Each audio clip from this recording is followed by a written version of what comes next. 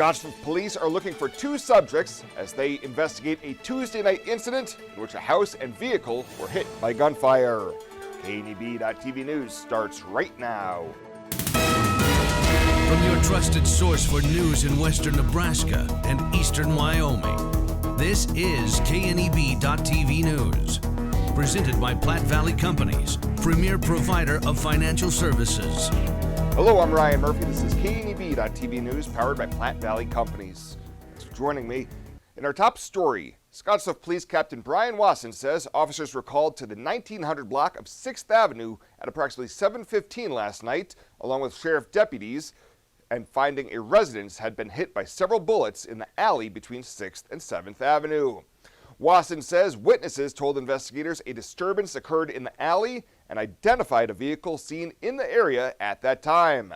The driver of that vehicle later called police, saying he had been in the area at the time waiting for a resident of the home that had been struck when two subjects approached him and started shooting, apparently hitting that vehicle several times as well. Authorities say the investigation has led them to seek information about two white males in their late teens to mid-20s, one who is tall, wearing a dark hoodie, and the other is shorter with a gray hoodie, and any video evidence from the area would be helpful. Well, the Nebraska State Patrol has arrested a Minotera police officer following an investigation into firearms stolen from the Minotera Police Department. The investigation began in January when a local retailer told the State Patrol that Brian Martinez had written a bad check, and during their investigation, NSP learned that multiple firearms were missing from the Minotera Police Department. Investigators were able to determine that Martinez had sold 3 firearms to a local pawn shop, all belonging to the law enforcement agency. Martinez was booked into the Scottsville County Detention Center for theft by unlawful taking and issuing a bad check as the investigation continues. We'll have more news right after this. The journey of a dream becoming reality. When we're young, a dream develops into a passion. That passion continues to manifest and grows as you do. It becomes all you want to do and all you want to be. It gives you direction. It drives you. Then, your dream has become a reality. When that dream is ready to be reality, Platte Valley Bank will be with you every step of the way.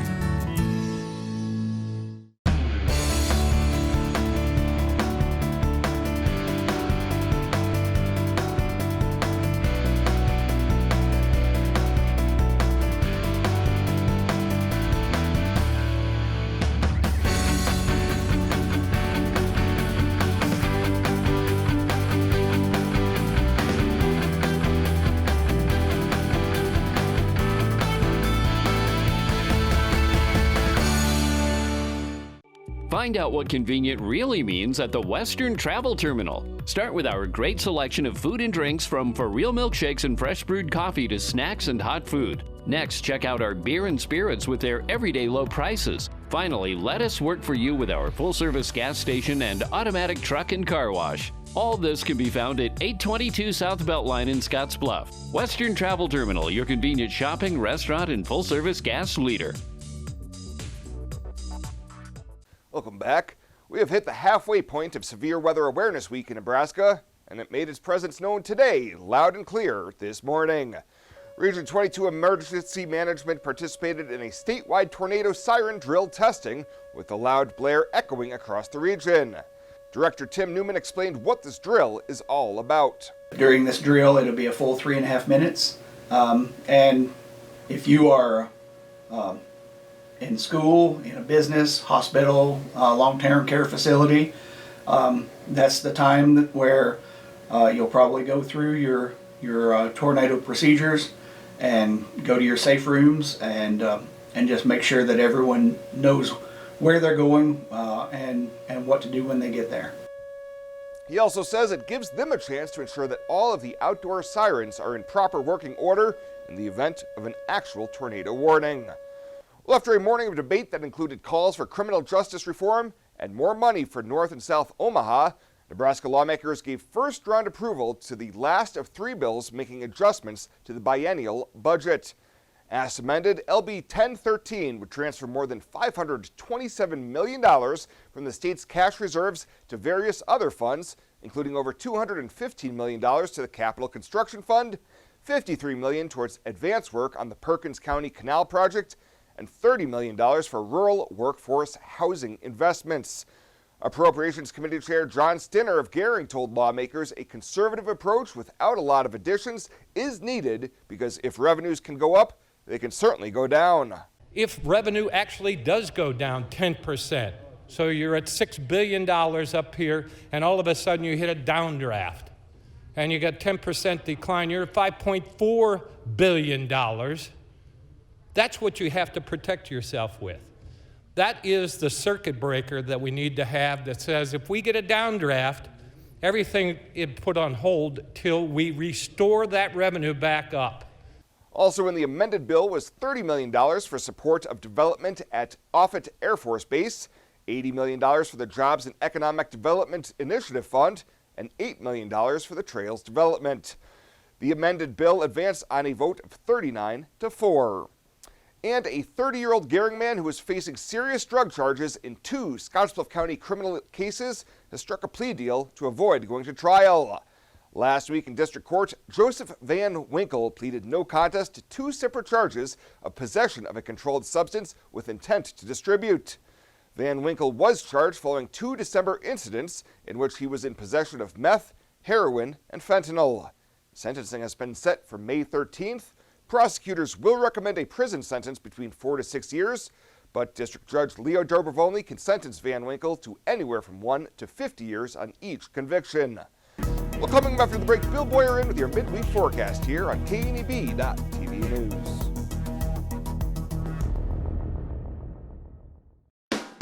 The Verizon family is full of frowns because they're spending too much for their unlimited data and phones, while the Viero family is all smiles because they're getting 4 lines of unlimited data with 2 free Apple iPhone SE for mom and dad and 2 free LG K31 smartphones for the kids, all for just $100 a month. They're saving so much, they're able to get Fido. Find out how you can too at Viero.com or your nearest Viero store. Viero Wireless, keeping you connected. Why love a rain garden? Let me count the ways. Rain gardens contain and filter water runoff while recharging our underground water supply. They provide habitat for birds, bees, and beneficial insects. Native perennials give 4 seasons of color and texture, beautifying a home while increasing its value. Established gardens are low-maintenance, low-water landscape features, colorful, functional, and sustainable. Rain gardens, brought to you by Tri-City Stormwater. Our water, our responsibility. This is KNEB.TV weather from the KNEB Storm Center, your trusted source for weather. Winds are going to start decreasing as we go through later on through the evening hours into the nighttime hours, and finally winds there dropping down below 10 miles an hour after dark, and going to see temps in the upper 20s to near 30s. Going to be windy again tomorrow, but warmer. Then it looks like we're going to turn cooler for Friday, and then a nice warm weekend comes our way. But that comes to an abrupt end next week. 53 for your high yesterday after a morning low of 22. Looks like nothing in the rain gauge. We're right on about 1/10 of an inch above normal for the month and the year. Well, it is Severe Weather Awareness Week here, and one of the things we want to remind you about is what you should do to take shelter from the storm.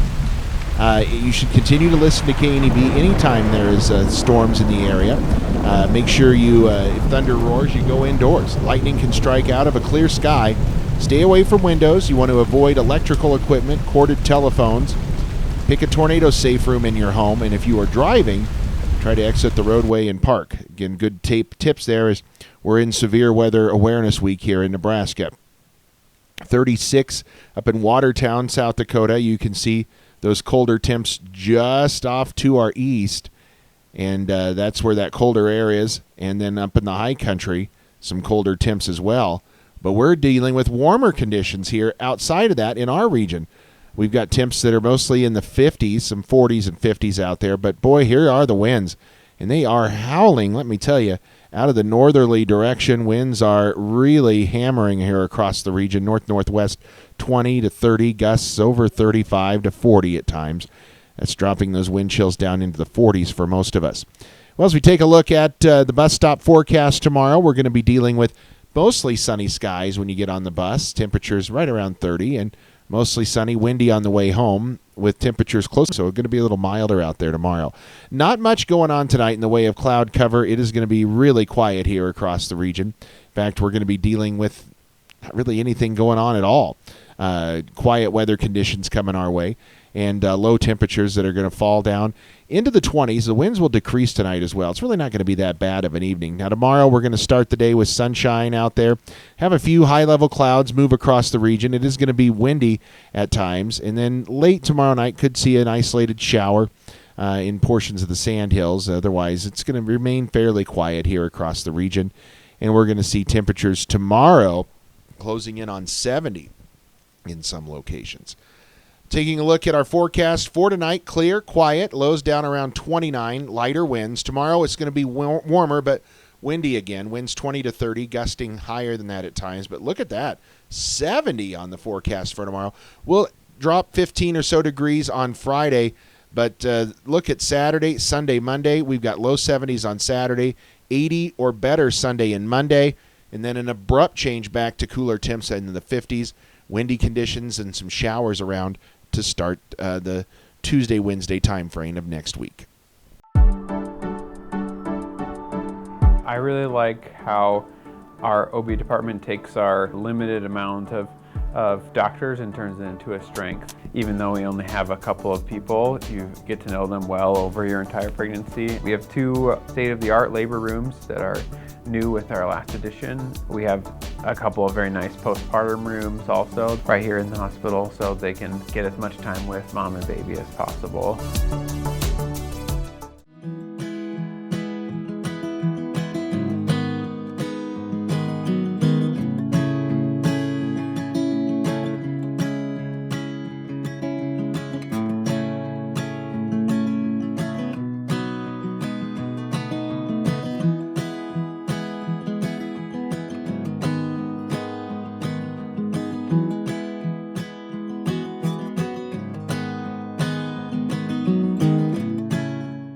Welcome back. For this week's featured pet of the week, we meet Maverick, a 3-year-old German Shepherd mix that needs a great forever home.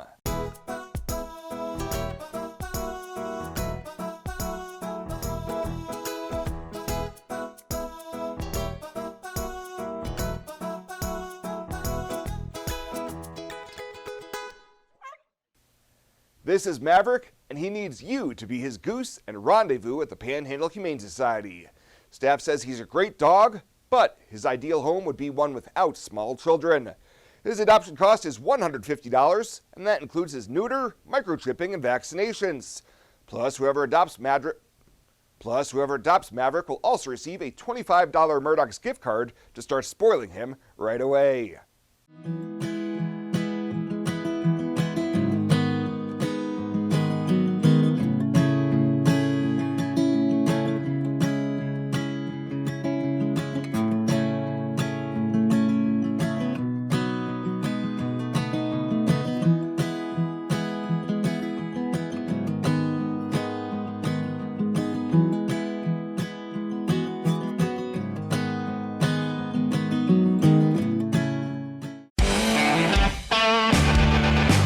Welcome to Kelly's, home of the Valley's best selection of wine, spirits, and beer. Whether you're brand loyal to the tried and true brew or really enjoy trying something different and new, Kelly's has something for everyone.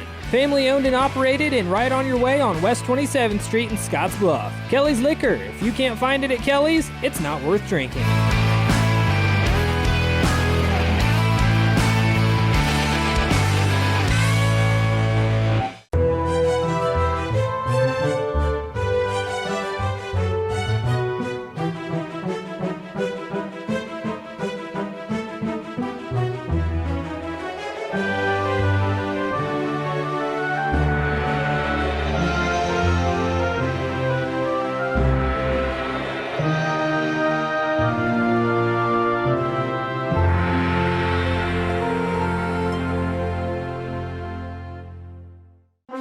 Well, let's take a peek at what's happening on your midweek community calendar.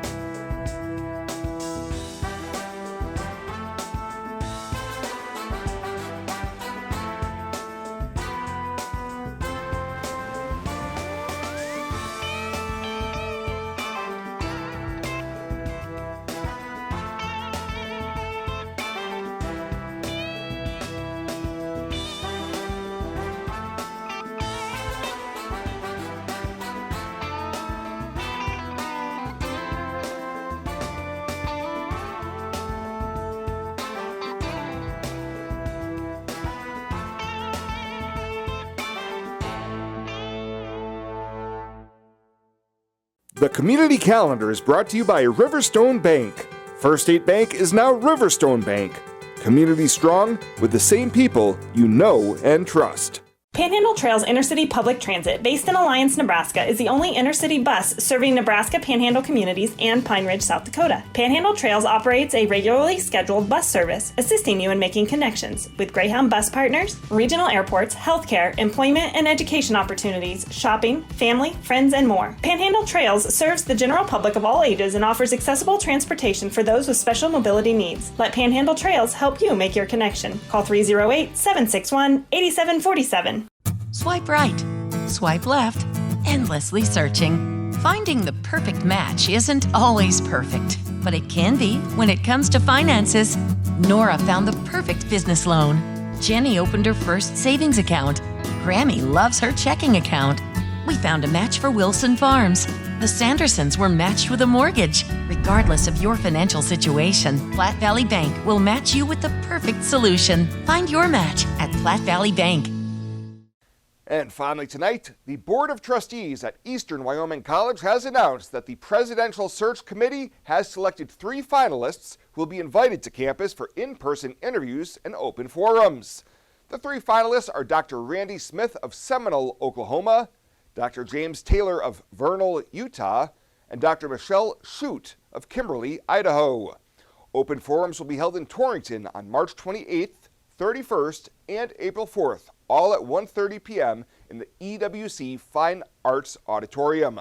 The forums are free and open to the public, and input from these events will be solicited. All are welcome to attend.